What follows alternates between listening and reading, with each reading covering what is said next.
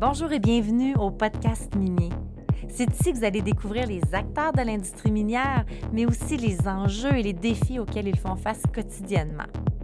Ce qu'on va découvrir à travers les épisodes, c'est vraiment des hommes et des femmes qui sont passionnés par leur industrie. Je serai votre hôte, Manon Rouillé, fondatrice de Rouillé Stratégie Marketing.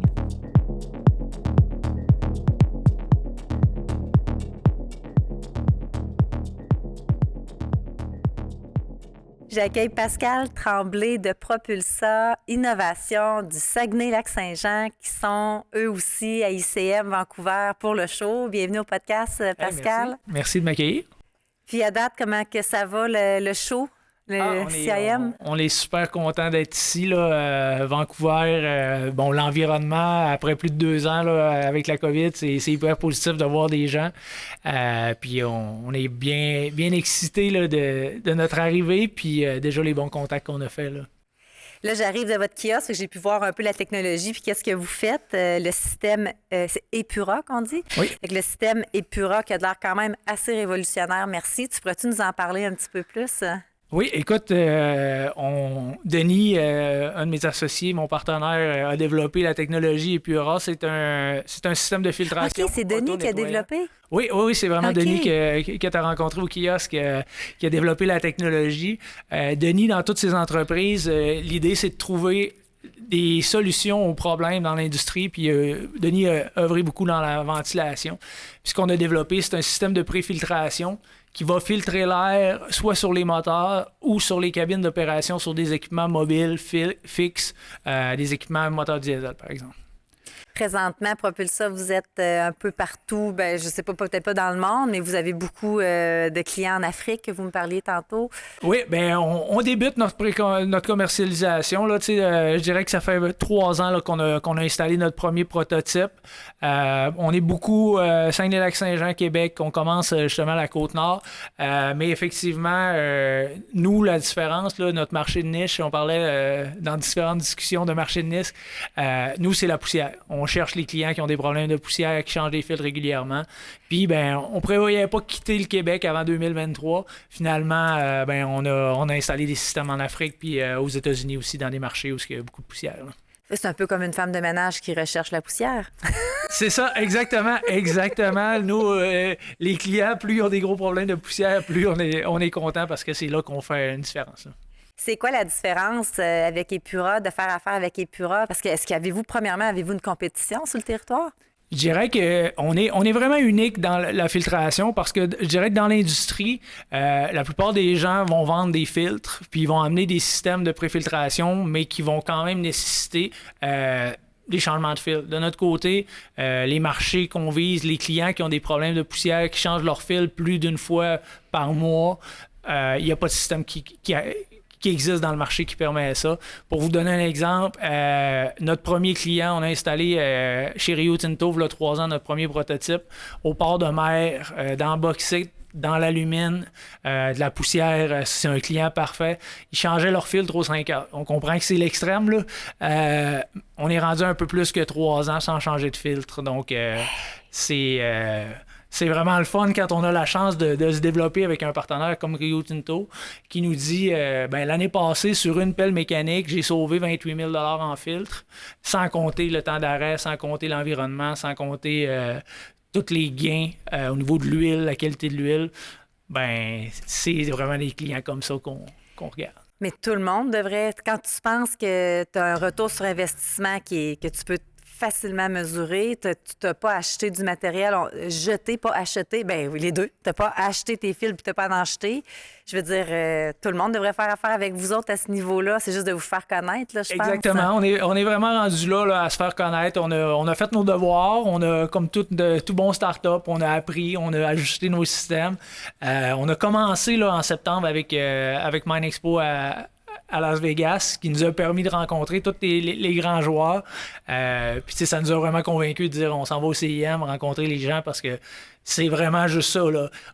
La roue est commencé à tourner pour nous. Le client qui l'essaie une fois, notre paye, c'est recevoir un deuxième PO pour son nouvel équipement, de devenir un standard. C'est vraiment c'est vraiment là qu'on s'en va. Puis là, les 12 prochains mois, ben, on travaille sur préparer notre croissance, être en mesure de desservir les clients là, parce que ça va vite. C'est super trippant. Là. Parce que vous n'êtes pas juste dans l'industrie minière, vous couvrez aussi d'autres industries. Exact. T'sais, nous, là, c'est vraiment, je dirais, le 10% des clients qui ont des problèmes de poussière. Là, c'est eux. Donc, oui, on est dans les mines, dans l'aluminium, beaucoup dans les matières résiduelles, les sites d'enfouissement. C'est des endroits où il y a beaucoup de poussière, la démolition. C'est ces marchés-là. C'est un petit peu pour ça qu'il faut... je pense que les mines est notre marché là, primaire pour les prochaines années parce que, bon, ben la poussière est là, mais c'est sûr qu'on a plein d'opportunités. Puis Denis, qui tripe recherche et développement, on doit avoir 15 projets de possibles d'adaptation de notre technologie. Là. Fait que vous avez vraiment une culture déjà d'instaurer chez vous d'innovation, de toujours essayer de trouver the next big thing. Oui. C'est important pour nous dans nos valeurs. Là. L'innovation est dans notre nom, est dans notre ADN, est dans notre liste de valeurs. Puis c'est vraiment ça. Là. Comment qu'on peut aider le client à résoudre des problèmes. Puis je pense que faut se concentrer, il faut toujours ramener notre focus sur notre produit qui est prêt à la commercialisation. Mais on a plusieurs partenaires qui sont en discussion avec nous pour justement adapter la technologie à des plus gros systèmes, à des plus petits systèmes, à l'électrification des transports. Il y a du beau marché, puis il y a des belles nouvelles qui s'en viennent pour propulser ça dans les prochains mois et années. Là. Je suis curieuse de savoir quand une minière a besoin ou une entreprise d'industrie minière a besoin de vos services, c'est à qui vous parlez? C'est quel département? C'est notre défi parce que quand on fait une présentation, il y a plusieurs personnes qui se sentent interpellées. Mais je vous dirais que c'est sûr qu'au niveau de la maintenance, là, le fait que tu n'aies plus de downtime, que tu n'aies plus à changer des filtres avec la pénurie de main-d'œuvre présentement, c'est un défi. Donc, juste de ne plus prendre le temps de changer les filtres puis d'avoir un système optimal. Les gens de maintenance, c'est notre première porte. Les achats, c'est sûr que quand on fait sauver 28 000 $ en filtre, c'est facile de dire on va devenir un standard. Puis bon, ben côté cabine, on fournit de l'air pur à 99,73% aux employés. Donc, côté santé-sécurité, côté ventilation, que les employés puissent respirer de l'air pur, ben on va toucher les gens de ressources humaines et de santé-sécurité aussi. Ah, c'est certain. Puis d'où vient... C'est drôle de penser à ça. Là. Moi, je vais faire une invention, une innovation en lien avec la poussière. D'où est venue cette idée-là de Denis, j'imagine? Oui, Denis, son background est plus vraiment industriel, toujours dans la filtration. Il a été propriétaire d'une entreprise qui faisait des... je cherche le mot en français, des dust collectors, voyons. Collectors de dust. Ouais, des collecteurs de dust. Des dépoussiéreurs. C'est aussi simple que ça. Puis, quand il a vendu son entreprise, il est parti avec ce projet-là en disant « Regarde, c'est un problème géant. » Puis c'est justement en rencontrant une minière qui avait tellement de problèmes de poussière dans leur filtre que leurs filtres, sur les camions qui descendaient dans les mines avec la compression, les filtres implosaient.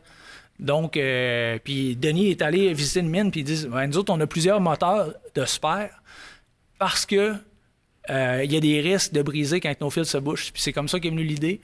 Puis on a développé la technologie Pura, puis c'est depuis ce temps-là qu'on travaille à partager la bonne nouvelle puis aider à trouver les solutions aux problèmes. Là.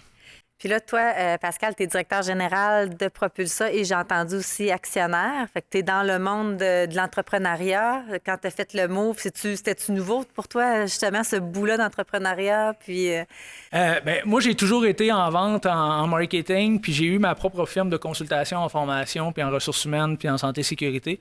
Puis j'ai connu Denis puis Jean-Benoît sur un conseil d'administration, puis ils m'ont rencontré parce que Denis est un inventeur, a l'idée, Jean-Benoît a son autre entreprise, puis on dit ça nous prend quelqu'un pour structurer tous les départements, puis prendre le produit à fort potentiel, puis le faire croître partout à l'international. Ils m'ont présenté le projet, puis ils m'ont dit on a besoin d'un DG, penses-tu que c'est toi? Puis je les ai rappelés 12 heures après, j'ai dit si vous cherchez un employé, ça ne sera pas moi. Si vous cherchez un partenaire, un investisseur, j'ai dit vous avez trouvé le bon gars. Puis je pense que dans une carrière, des opportunités comme ça, il n'en arrive pas nécessairement souvent. Il y en a qui attendent toute leur carrière d'avoir ça. Puis moi, j'ai eu la possibilité de rencontrer des bonnes personnes qui ont dit « Hey, t'attends-tu d'embarquer avec nous autres? » Je disais « Je suis all-in. » Puis ça fait 2 ans. Puis on a travaillé sur la structure, puis là, on est à prendre le temps. Ça fait 2 ans, Propulsa, ou toi, ça fait 2 ans Moi, que ça t'es fait 2 directeur? ans. Propulsa, là, je dirais que le début de la commercialisation, les prototypes, ça fait 3 ans. Denis travaille sur ce prototype-là depuis plus de 5 ans, avec l'idée, le prototype, de prouver le concept. Mais on marche avant de courir, mais disons qu'il y a beaucoup de gens qui nous poussent à courir plus vite.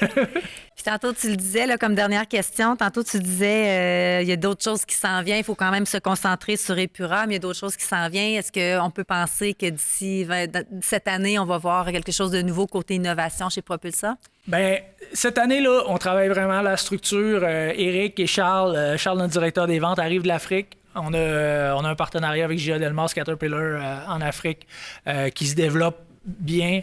On travaille vraiment la structure. C'est sûr qu'au niveau des projets d'innovation, il y a des belles nouvelles qui s'en viennent dans les prochains mois, là, parce que c'est clair pour nous que pour développer ce produit-là à l'international, ça nous prend des partenaires, ça nous prend des gens meilleurs que nous, parce qu'on ne peut pas être... Au Québec, on est petit, on est dans la cour des grands, on s'attaque à un marché énorme. Donc, on veut s'entourer de gens qui vont nous aider à grandir, puis on va apprendre beaucoup, puis on veut faire une belle randonnée avec eux. Hey, merci Pascal pour ton merci. temps. J'espère que ça n'a pas été trop difficile de répondre à mes questions. Ça a bien été, je pense. Je vais le voir quand on va entendre Tu l'entrevue. le verras pas, tu vas l'entendre. Je vais l'entendre, effectivement. Hey, ben, merci Pascal. Hey, merci à toi.